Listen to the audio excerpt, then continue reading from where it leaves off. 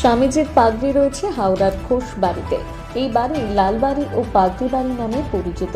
স্বামীজির পাগড়ি বছরে একটা দিন দর্শনের সুযোগ হয় মানুষের। ঠাকুরের মূর্তি প্রতিষ্ঠার পাশাপাশি স্বামী বিবেকানন্দ এবং মা শারদার পদধূলিতে বিখ্যাত হয়ে উঠেছে এই বাড়ি। স্বামী বিবেকানন্দের পাগড়ি ছাড়াও হাওড়ার এই বাড়িতে রয়েছে সেই সময় ব্যবহৃত বহু জিনিস, যা বর্তমান ঘোষ পরিবারের সদস্যদের কাছে অমূল্য বলে মনে করেন তারা। বাড়িটি ঠাকুরের শিশু মা শারদা ও স্বামী বিবেকানন্দের নানা কাহিনীর ইতিহাস বহন করে চলেছে। জানা যায়, বেলুড় মঠ প্রতিষ্ঠার আগে এই বাড়ি থেকে নানান কাজ সম্পন্ন হয়েছে। শিকাগো ধর্ম সম্মেলন সেরে হুগলি নদী পেরিয়ে সেই পথ হয়ে ঘোষ বাড়িতে পৌঁছেছিলেন স্বামী বিবেকানন্দ। সেই প্রবেশ পথে সাম্প্রতিক একটি বিশাল আকৃতির তোরণ তৈরি করা হয়েছে।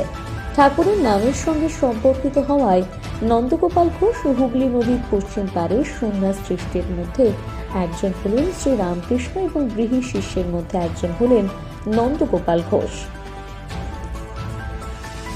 ঠাকুর পরমহংসদেব রামকৃষ্ণের 16 জন সন্ন্যাসী শিষ্য ছিল। তার মধ্যে অন্যতম হল স্বামী বিবেকানন্দ।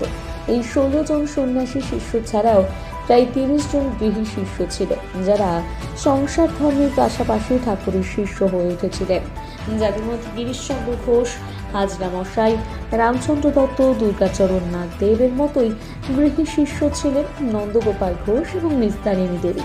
জানা যায়, হুগলি নদীর পশ্চিম পাড় ঠাকুরের নামের সঙ্গে সম্পর্কিত রামকৃষ্ণপুরে 1868 সালে ঠাকুর চলে যাবার পর 1890 সালে বৃহৎ বাড়িতে নির্মাণ করেন।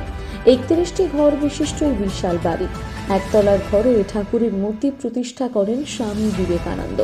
পরিবার সদস্য সুব্রত ঘোষ জানান, শিকাগো ধর্ম সম্মেলন সেরে হুগলি নদীর পশ্চিম পাড়ে বেলুড় মঠ প্রতিষ্ঠার আগে হাওড়ার রামকৃষ্ণপুর ঘাটে ডিঙি করে এসে উঠেছিলেন। তারপর ঘোষ বাড়িতে আসেন। ঠাকুরের অন্যতম শীর্ষ নন্দগোপাল ঘোষের বাড়িতে ঠাকুরের মূর্তি প্রতিষ্ঠা করেন। যেখানে ঠাকুরের মূর্তি থাকবে সেখানেই নিজের পাগড়ি রেখে দেওয়ার মনস্থির করেন স্বামীজি।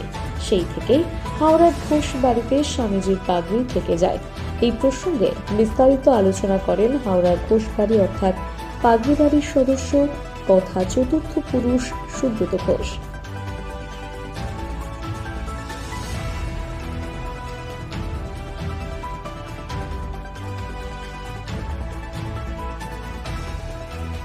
উপশাখা সবেতে যখন যা পুজো হয় সংকল্প হয় মা শারদার নামে।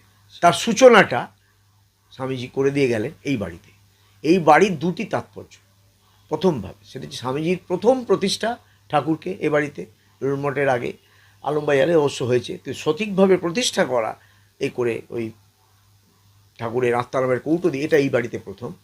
প্রণামবদ্ধ রচনা দ্বিতীয়, এবং সংকল্প কার নামে হবে সেই সিদ্ধান্ত। তিনটে জিনিস এখানে হয়। এই বাড়িটির এটা হচ্ছে সর্বোচ্চ ঐতিহাসিক মূল্য। এছাড়া এই বাড়ি সেবা প্রতিষ্ঠান বলে এখন যে হসপিটালটি আছে তখন ছিল না মঠে, শিশুমঙ্গল নাম ছিল আগে। তখন যার যখন অসুস্থ হতো মরাইরা, তিনটে বাড়িতে সাধারণত তারা পুজো এই মানে আরোগ্য লাভ করতেন। আরোগ্য নিকেতন প্রথমটা, এটা গঙ্গার পশ্চিমকুল বারাণসী সমতুল, সবাই এসছেন এবং নিস্তারিণী দেবী সেবা খেয়েছেন। 2 হচ্ছে বলরামবাবুর বাড়ি, বলরাম মন্দির এখন যেটা। 3 হচ্ছে জগদ্দান রামচন্দ্র দত্তর বাড়ি কাঁকুর গেছে। তো যাই হোক, স্বামীজি পুজো করে খুব খুশি হলেন। স্বামীজিকে প্রচুর খাওয়ানো হলো সবাইকে, অতিথিবর্গকে। স্বামীজি এমনি খাদ্যরসিক ছিলেন কিন্তু ডায়াবেটিক ছিলেন, মানতেন না ওসব। খেয়ে নিয়েছেন, এত খুশি হয়েছেন। বৌদি এইভাবে বলতেন যে আমি তো সর্বত্যাগী সন্ন্যাসী, আমার তো কিছু নেই। আমায় অজিত ক্ষেত্রীর মহারাজা অজিত সিং এই পাগড়িটা দিয়েছিল আমি চিকাগোতে বলবো বলে, সিল্কের পাগড়ি। তো এইটা আছে আমার কাছে, এটা তোমার কাছে দিয়ে গেলাম বলে মাথা থেকে খুলে সেইটা নিস্তারিণী দেবীর হাতে দিলেন। অর্থাৎ কিনা আমার গুরুর অস্থিবস্ত্র যেখানে রয়েছে সেখানে আমার মাথাও থাকবে। হ্যাঁ, তার এতে এইভাবে স্বামীজি সারাটা দিন হই হই করে কাটালেন, ধর্ম প্রসঙ্গ আলোচনা করলেন। পুরো কথাগুলি, পুরো ডিটেল ঘটনাটা লেখা আছে শরৎচন্দ্র চক্রবর্তীর স্বামী শিষ্য সংবাদ বলে বইটিতে। এছাড়া অনেক বেশি লেখা আছে আপনার ওই লীলা প্রসঙ্গ, শ্রীরামকৃষ্ণ লীলা প্রসঙ্গ, স্বামী শারদানন্দের লেখা। এই দুটি বই হচ্ছে আকর গ্রন্থ। এছাড়া অন্য বইয়ে লেখা আছে, এই দুটি হচ্ছে আকর গ্রন্থ। তো এখন সেইভাবেই প্রতি মাঘী পূর্ণিমায় আমরা ওই স্বামীজির পাগড়িটি, যেটা কিনা একটা রিস্ট্রিক্টেড ফর্মে আছে, সেটা একদিন করে বের হয়, পুজো হয়, মঠ থেকে পুজো হচ্ছে, 128 বছর হলো। এবং সবচেয়ে বড় কথা, আমাদের এখানকার মাননীয় মন্ত্রী শ্রী অরূপ রায় মহাশয়, তিনি রাজনীতির সমস্ত পোশাককে আলাদা করে দিয়ে তিনি নিজে একজন ভক্ত হয়ে, শ্রীরামকৃষ্ণ বিবেকানন্দ স্বামীজি মায় ভক্ত হয়ে তিনি এই বাড়ির প্রচুর উপকার করেছেন। এবং সবচেয়ে বড় কথা, এই ঐতিহাসিক ঘটনাকে মনে রেখে কদিন আগেই 18ই ফেব্রুয়ারি এই রামকৃষ্ণপুর ঘাটের কাছে একটি বিশাল তোরণ উদ্বোধন হলো।